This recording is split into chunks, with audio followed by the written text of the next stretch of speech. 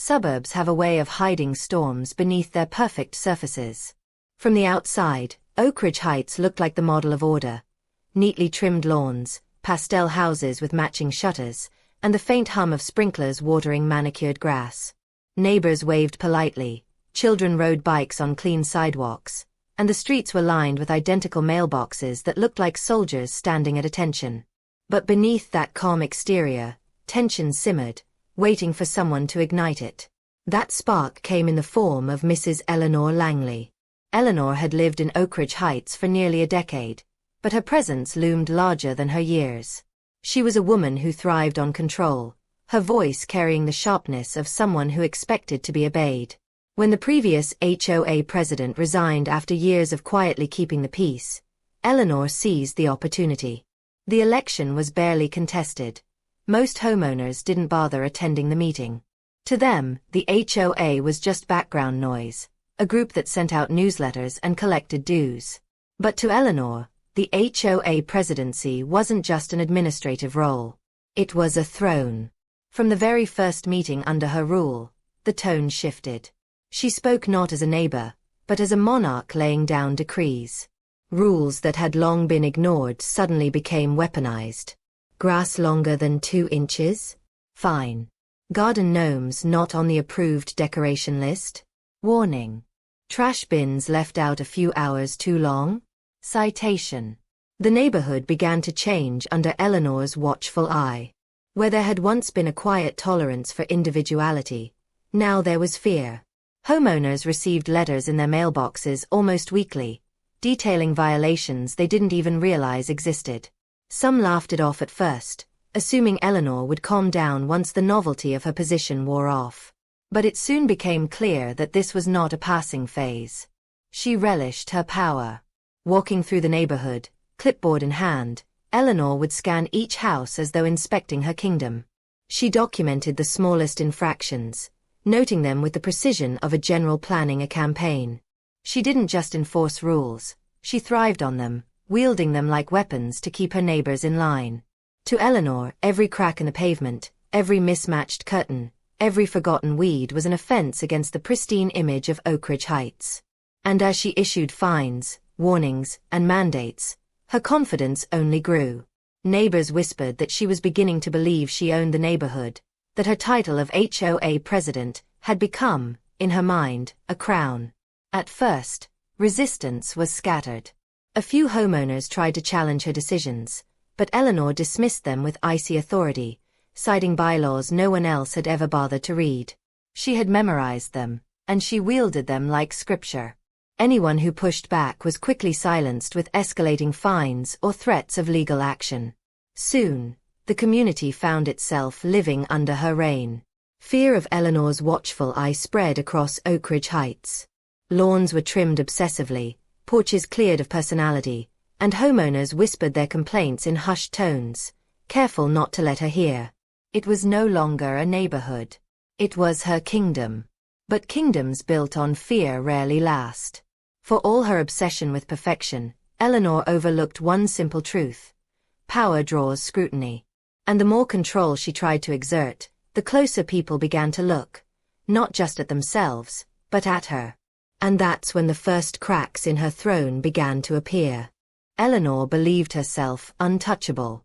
She quoted HOA bylaws as if they were sacred texts and used them to crush dissent before it had a chance to grow. Neighbors paid their fines, repainted their shutters, and swallowed their anger. Outwardly, the suburb gleamed.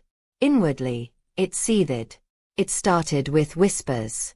One resident, fined for leaving a recycling bin out too long, quietly pointed out that Eleanor's own bins often lingered at the curb.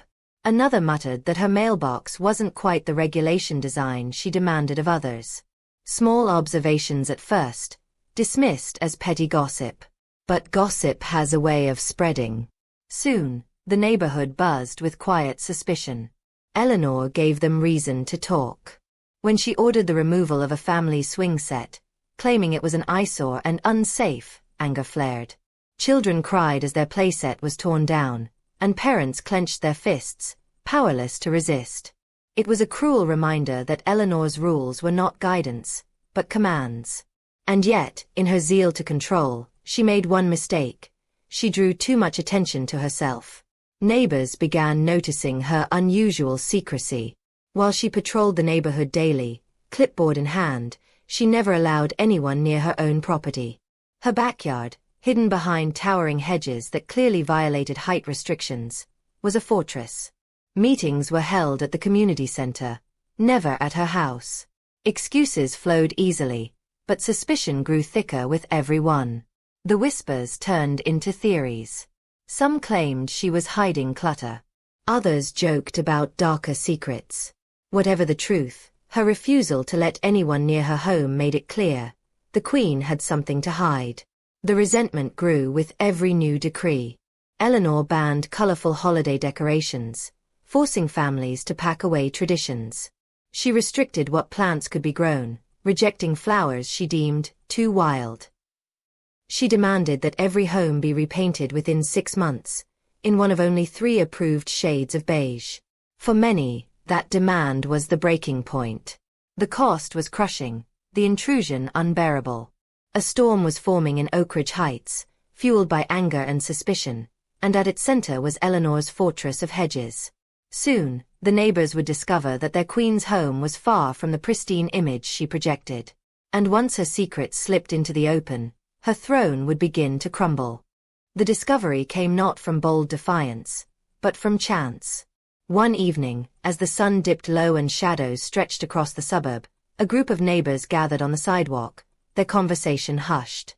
Their eyes drifted to Eleanor's hedges, taller than ever, their thick leaves hiding whatever lay beyond. Then, through a small gap, someone saw it. Behind the towering greenery, Eleanor's backyard was not the model of perfection she forced upon others. Instead, it was chaos. Piles of rotting wood leaned against a sagging shed. Rusted lawn equipment littered the grass, now patchy and overgrown. Broken furniture lay in heaps, forgotten and crumbling. It was the kind of mess that would have earned anyone else a mountain of fines. But Eleanor had hidden hers well. The news spread quietly, carried neighbor to neighbor like a secret too delicious to keep. Whispers turned to certainty. Their queen was a hypocrite. While she crushed them with her clipboard and fines, she herself lived in violation of the very rules she claimed to protect. The resentment that had simmered now boiled. Neighbors who had once felt powerless began to feel a flicker of hope. Her kingdom was not as invincible as it seemed. She had a weakness. And with every new fine she issued, every demand she made, that weakness grew sharper in their minds. They no longer asked if Eleanor could be stopped. They asked how.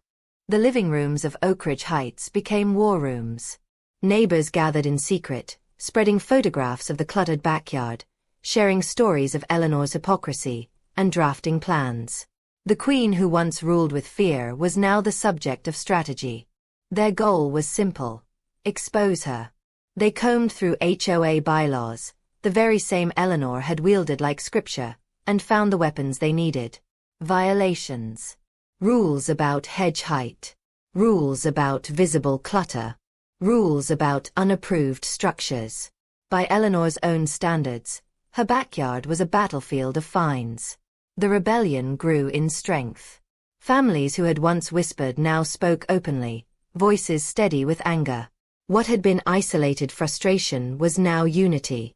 Parents, retirees, young couples, all stood together, bound by a shared enemy. For the first time, the balance of power shifted. Eleanor's clipboard no longer terrified them. Her hedge no longer shielded her. They had the evidence. And they were ready to strike. The day of reckoning came under a blazing summer sun. Neighbors gathered, summoned by whispers of what was about to unfold. Eyes turned toward Eleanor's fortress of hedges, the symbol of her secrecy. And then, with the cut of shears and the pull of branches, her backyard was revealed. The sight stunned the crowd. Where Eleanor had demanded perfection, her own yard was ruin. Trash piled high. A collapsing shed leaned dangerously to one side.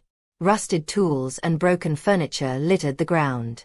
Weeds grew unchecked, choking what little grass remained. It was everything she had fined others for, everything she had condemned as unworthy of Oakridge Heights. And now, it was on display for all to see. Eleanor stood frozen, her clipboard slipping from her hands. The mask of authority she had worn for months cracked in an instant. Gasps turned to murmurs, murmurs to laughter, and laughter to anger. Her neighbors had the proof. And they would not let her forget it. The Queen had been exposed. The aftermath was swift. Homeowners documented everything, photographs and reports submitted not only to the HOA board but to the county as well. Eleanor's fortress, once hidden by hedges, became evidence of hypocrisy. She was fined, cited, and stripped of her authority. The very bylaws she had weaponized now turned against her, each rule cutting into her carefully crafted reign. Her neighbors no longer feared her. They stood together, united, laughing where once they had cowered. Children played freely, holiday decorations returned, and porches once stripped bare bloomed with personality. Oakridge Heights began to heal. Eleanor, once the self-declared queen, was dethroned. She sat alone on her porch, watching the neighborhood thrive without her. The clipboard that had symbolized her reign lay discarded, forgotten, its power gone. The kingdom she built on fear had crumbled. The throne she seized had turned to dust. And Oakridge Heights was free once more.